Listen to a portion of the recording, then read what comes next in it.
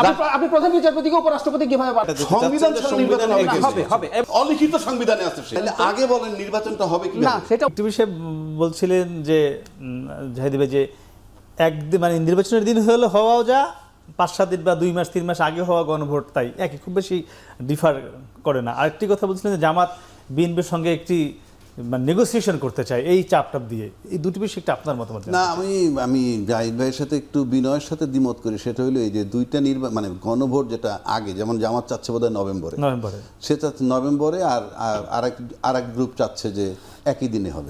BNP চাচ্ছে একই দিনে। প্রশ্ন হচ্ছে গণভোটটা আগে করে গণভোটটার সাথে নির্বাচনের সম্পর্ক আছে কিনা সেটা হলো একটা বিষয়।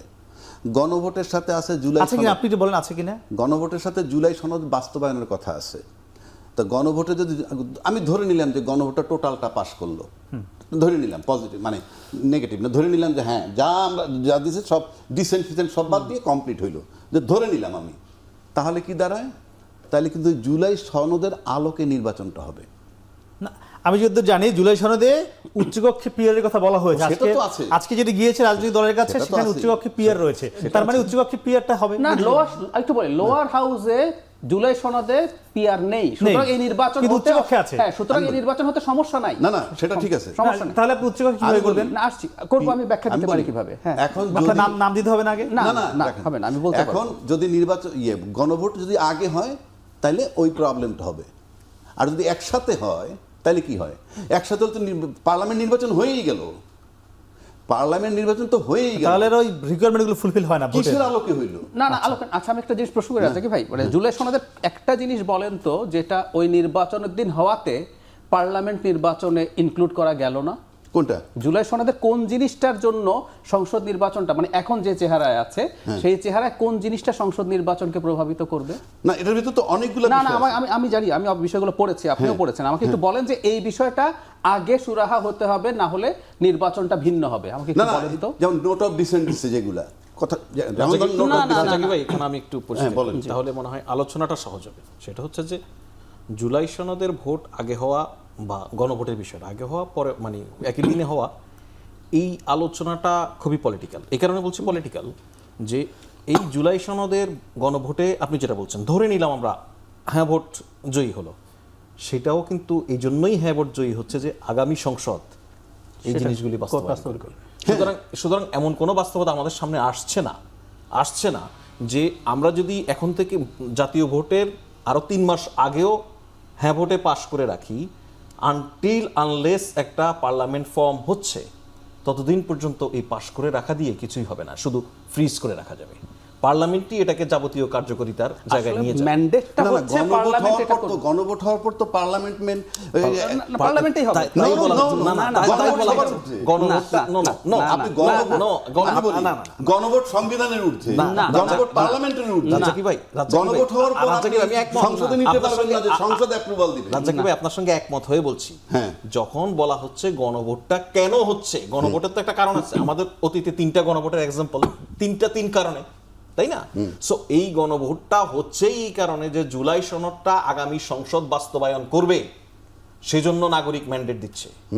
বুঝতে পারছেন আমার কথাটা? সেই জন্যই গণভোটটা হচ্ছে। না এখানে কিন্তু আরেকটা দাবি আছে, এই গণভোট হবে এবং জুলাই সনদ বাস্তবায়ন করবে, তার আলোকে নির্বাচন হবে। আচ্ছা আমি না আলোকে না রাজ্জাক ভাই, আমি একটু জানতে চাই, আপনি আমাকে একটু বলেন নির্বাচনের দিন হলো মানে হ্যাঁ ভোট ধরে নিলাম বা আগেও হ্যাঁ ভোট হলো, আগে হ্যাঁ ভোট হলে এই জাতীয় নির্বাচনে কি পরিবর্তনটা হবে বলেন? তাহলে আগে বলেন নির্বাচনটা হবে কি না, সেটা অন্য আলোচনা। আপনি একই দিনে যদি নির্বাচন করেন, আপনি নির্বাচনটা হচ্ছে কোন আলোকে, আপনি আমাকে আরপিওতে যেভাবে আছে সেভাবেই হবে, সংবিধান মোতাবেক হইতে হবে না নির্বাচনটা।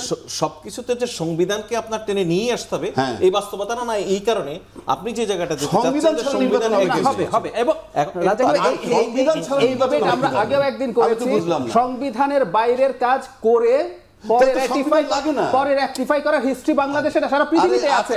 দিস ইজ হোয়াট কনস্টিটিউশন রাখেন আছে, কিন্তু আপনি সংবিধান পার্লামেন্ট তো পৌঁছাবেন কিভাবে? আপনাকে টেনে নিবে কিভাবে? পার্লামেন্ট নির্বাচন হবে বলছি তো, কিভাবে? আরে কোন একটা এক্সিস্টিং বিধান থাকতে হবে? বিধান থাকতে হবে না, হবে না। তাহলে কি সংবিধান নাই? আমি আপনাকে না, না, সংবিধান নাই। একদিন প্রশ্ন করেছিলাম, রাখেন, এখন আপনাকে আমি একদিন প্রশ্ন করেছিলাম, হ্যাঁ। বিচারপতি শাহাবুদ্দিন কিভাবে বাংলাদেশের উপরাষ্ট্রপতি হয়েছে, আবার কিভাবে প্রধান বিচারপতি গেছে, সংবিধানে কোথায় লেখা ছিল? আমি বলতেছি কোথায় আপনাকে। লেখা ছিল? আর আমি বলি, আপনি শাহাবুদ্দিনটা বললেন তো, কোথায় লেখা ছিল আমাকে বলতেছি বলেন, শুনেন। বলেন। তখন কি সিস্টেম ছিল? বিচারপতি শাহাবুদ্দিন যখন টেক ওভার করছে, রাষ্ট্রপতি শাসিত ছিল। রাষ্ট্রপতি শাসিততে মওদুদ আহমেদকে সরাইয়ে তাকে বানাইছে। সেটা বলিনি, আপনি প্রধান বিচারপতিকে কিভাবে উপরাষ্ট্রপতি বানান? বলতেছি তো, সিটিং প্রধান বিচারপতিকে বলতেছি তো, কোথায় লেখা ছিল? শেষ করতে দেন। জি বলেন।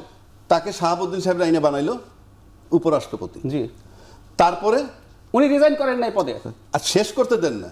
এগুলা সব সাংবিধানিক, এই যেটা হচ্ছে না, আপনি প্রধান বিচারপতিকে উপরাষ্ট্রপতি কিভাবে বানান? একটা সিটিং প্রধান আরে বিচারপতিকে শেষ করতে দেন। কিভাবে সাংবিধানিক? আমি বলে নেই না। আমাকে তারপরে আপনি সাংবিধানিক বলছেন, ব্যাখ্যা ওহো, করেন, আমি ব্যাখ্যা করতে বলতেছি হবে তো, আমি ব্যাখ্যা চেয়েছি। তাকে ভাইস প্রেসিডেন্ট বানানো হইলো। তারপরে তার কাছে দায়িত্ব হ্যান্ডওভার করলো। অসাংবিধানিক কোনটুক জানেন? সে যে বিচারপতি পদ থেকে আসছে, আবার সেখানে ফেরত যাবে। তাহলে তার মানে অসাংবিধানিক রাখেন, একটু হয়েছে তো। রাখেন।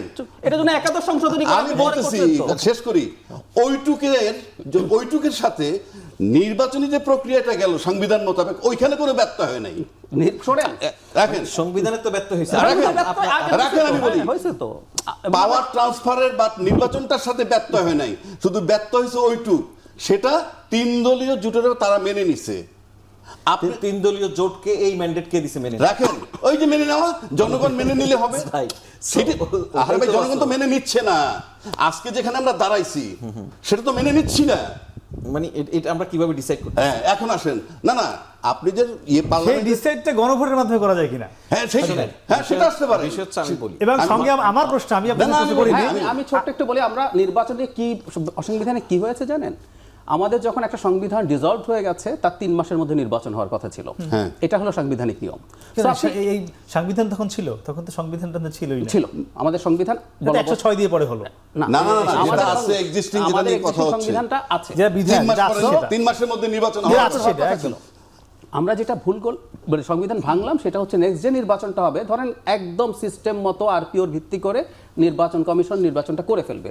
তাহলে আমরা সংবিধান ভাঙলাম কি 3 মাসের মধ্যে নির্বাচন হয় নাই, সেটা এত মাসের মধ্যে হয়েছে। সো এটার একটা হয়েছে বিচারপতি শাহাবুদ্দিনের যে সংবিধান ভাঙলাম আমরা, একাদশ সংশোধনী করে এটাকে নির্বাচন প্রক্রিয়ার মধ্যে ভাঙে না। প্রক্রিয়ার প্রশ্নটা তো, আমি সংবিধান ভাঙার প্রশ্ন বলছি। আপনি কিন্তু এটা মানে এটা কুতর্ক না, হচ্ছে। সংবিধান তো ব্যক্তির জন্য ভাঙছে না, যে কারণে ভাঙছে, কিন্তু নির্বাচনটা যে হইলো, পাওয়ার হ্যান্ডওভার না, হইলো, প্রশ্নই আসে না। পুরা সাংবিধানিক। আমাদের ডিবেটটা কোন জায়গায়? ডিবেটটা হচ্ছে আমি সংবিধান ভেঙে কিছু করতে পারি কিনা, সংবিধান ভেঙে পারি কিনা। আসছি, এটা নির্বাচন হোক ব্যক্তি হোক কিছু আসে যায় না। ব্যাপার হচ্ছে আমরা সংবিধান ভাঙলাম কি আমরা 3 মাসের মধ্যে নির্বাচন করি না, এটা ভাঙছি আমরা। নির্বাচন যখন বেশি সময়ের মধ্যে হবে, আগামী সংসদে অবশ্যই আমাদের একটা সংশোধনীর মাধ্যমে এটা র্যাটিফাই করতে হবে। র্যাটিফাই করে দেবো আমরা পরে, যে এখানে যে এই নির্বাচনটা পরে করলাম, যেরকম ওই যে বললাম বিচারপতি শাহাবুদ্দিনের ক্ষেত্রে যেমন সংবিধান ভেঙেছিলাম, ওইটা অসাংবিধানিক ছিল, আমরা ওটা র্যাটিফাই করে নিয়ে আসি। আর তাহলে আমি একটু কথা বলি, আমাদের যে সরকারটি এক্সিস্টিং যে সরকার, সে কি সরকার? অন্তর্বর্তীকালীন সরকার। অন্তর্বর্তীকালীন সরকার নির্বাচন দিচ্ছে। অন্তর্বর্তীকালীন সরকার কিন্তু যতক্ষণ আছে কমপ্লিট সরকার, সে যে নির্বাচনটা দিচ্ছে, কিসের আলোকে দিচ্ছে? সে তো পুরো নিয়ম, সে কি ব্যত্যয় ঘটাই দিচ্ছে? অন্তর্বর্তীকালীন সরকার কোন সংবিধানে চলবে? ওই এক্সিস্টিং সংবিধান? নো, সে চলতেছে অন্তর্বর্তীকালীন সংবিধানে। এবং অফকোর্স আমাকে বল, অলিখিত সংবিধানে আছে সে। এটা আচ্ছা, আমি একটু রিট করে দেন। আপিল বিভাগ, না, রিটের দরকার নেই তোমার। আপিল বিভাগ তখন হাসিনার না, ওখানে একটা না না, রিটের দরকার নেই তোমার। রিট করে দেন। উনি রাখেন, তাহলে আমি কথা বলি। আপনি সুপ্রিম কোর্টেই আছেন, 7 মানে এটা তো হাসিনার বিচারক। ঠিক আছে, আপনি রিট 7 আগস্ট একটা ইয়ে ডাকলো না, মিটিং ডেকে। অনেক আলোচনা করছে, রাদার আপনি একটা রিট করেন। না না, দরকার নেই, আমরা right, you can not advise me. আমি বলতেছি 7 আগস্ট যে একটা বিএনপি জনসভা করছিল, সেখানে বলছিল 3 মাসের মধ্যে নির্বাচন। এইটা কার কাছে চাইছিল? আমি একটা প্রশ্ন রাখলাম, এই নির্বাচনটা কার কাছে চেয়েছিল? যখন এই ভাইদের সরকার হয়নি, হয় নাই, সরকার আসলো 8 তারিখে ওত নিল। ওকে, প্রশ্ন যেহেতু রাখছেন, এটা তো তাদের কাছে উত্তর চাইতে হবে। একদম। আমি এই আলোচনা চলছেই। আমি